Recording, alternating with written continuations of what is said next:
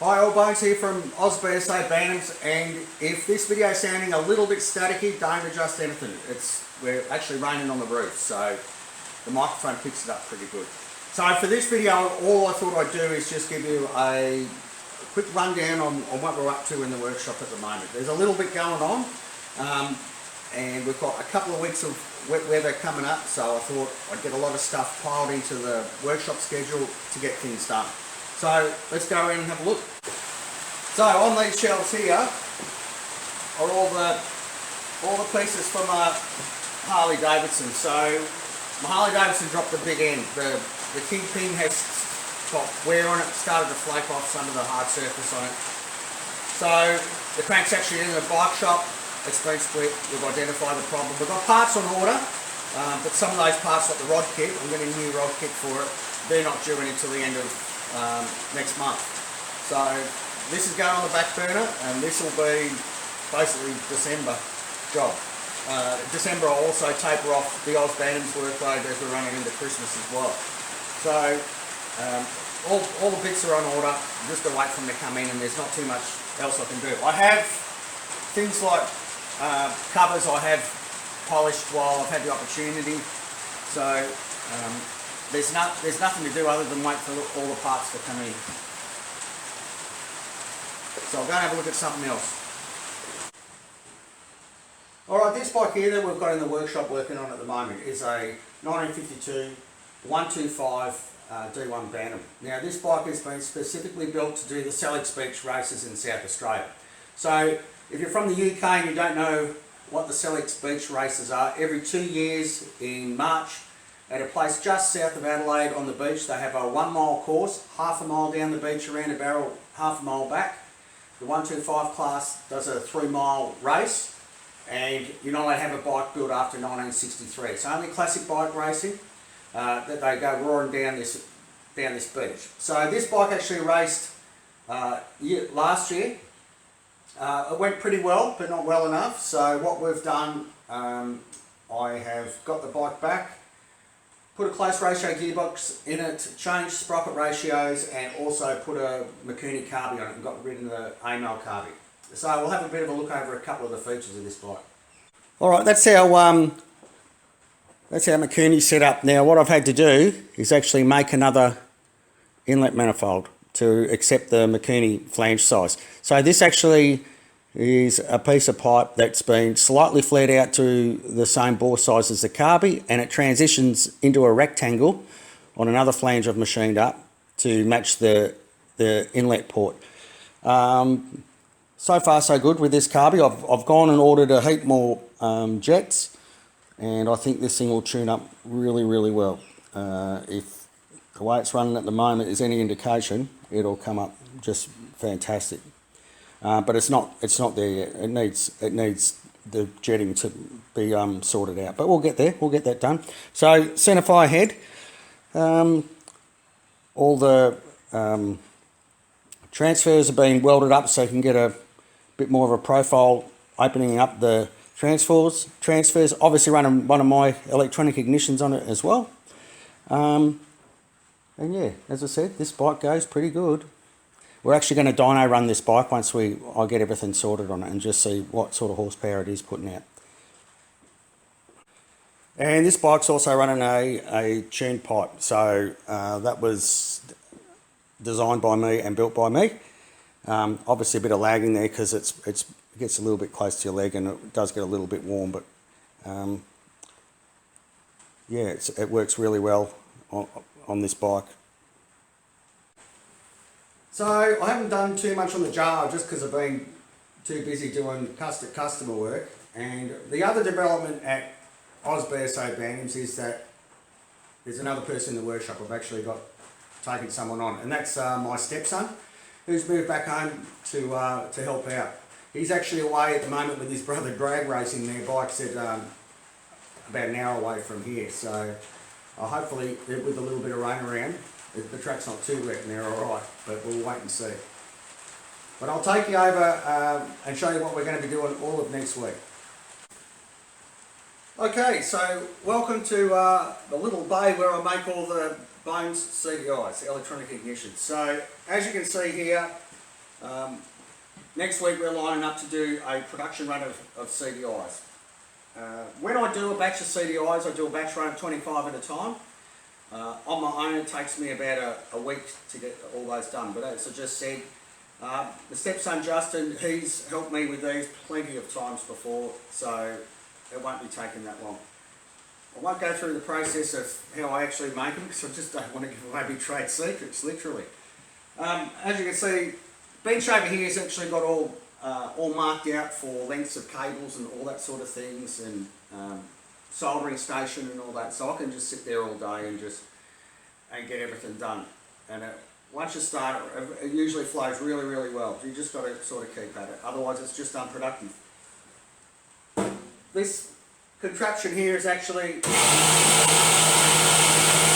that's the test rig. So every bone CDI that gets built gets test run to prove that it actually works. So this is what we'll be doing all of next week. So the 125 race bike there obviously being set up for Selleck's Beach, and if you have been watching the series of videos I did on a race bike restoration, there's about 20 episodes of that customer's race bike that I restored. That customer actually asked me to race that bike at Selleck's Beach. The bike was actually built by his father-in-law, and it's an absolute work of art. So I agreed. I said, "Yeah, I'll race your bike at Selleck's Beach, but on one condition, and that is that I can take the engine out and put one of my own engines in. I just don't want to thrash a little bantam down the beach and destroy an engine when the customer paid me a fair swag of dollars to actually restore it. And the engine's a work of art. I mean, you don't want to go destroying that. So I went looking through some of my stuff and stumbled across this engine right here. So what this is an actual race engine back from the day. So this engine already has a close ratio gearbox in it, and you can see this, the stuffer plates they've fitted on the flywheels to up the primary compression. This has been done by an engineer, like on a rotary table or something like that. There's not someone on a drill press just marking out with a set of dividers. All the stuff on here has been really well done. But I'll sort of draw your attention to, if you can see the skirt on the piston, you can see the front edge is longer than the rear. So they've trimmed off the back of the piston for their port time, which is really, really interesting. So I'll do some calculations and just look at the degree rotation of how long the port duration was what I was trying to say. This head here, I'll probably end up fitting this. As you can see, not much of a profile in there, pretty high compression. So I'll actually CC this, like get a syringe and just see what the volume of the combustion chamber is and calculate it out, because the piston actually pokes up in there. I've got a sneaky suspicion this ran on methanol. It'll be pretty high, so I may have to just machine a little bit out of here just to lower that compression down a bit, so I'm not belting the bottom end around too much. The actual cases and everything inside, you know, like they look like a new set of cases, and all the bushes and everything are really, really good. So this is the barrel for this engine, and hopefully you might be able to see some of the porting in there. So yeah, it's ported out, but I wouldn't call it incredibly radical by any stretch of the imagination. I'll have to take this flange off and I'll machine up a bigger flange so I'll put a Makini on this, because I'm going to put this engine together effectively as it is to put in that race bike to go to Selleck's Beach next year. Both of these, that bike and the other race bike that I put this engine in, will be dyno tested just to see what we're getting out of them.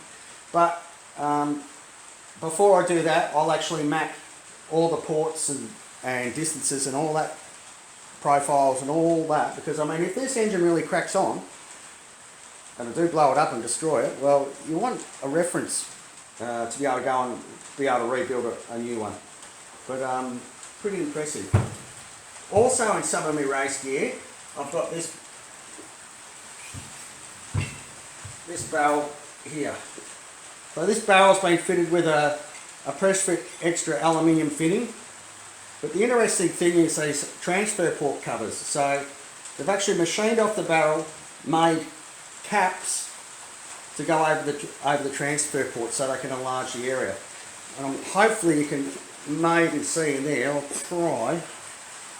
I'll come around the other side of the camera.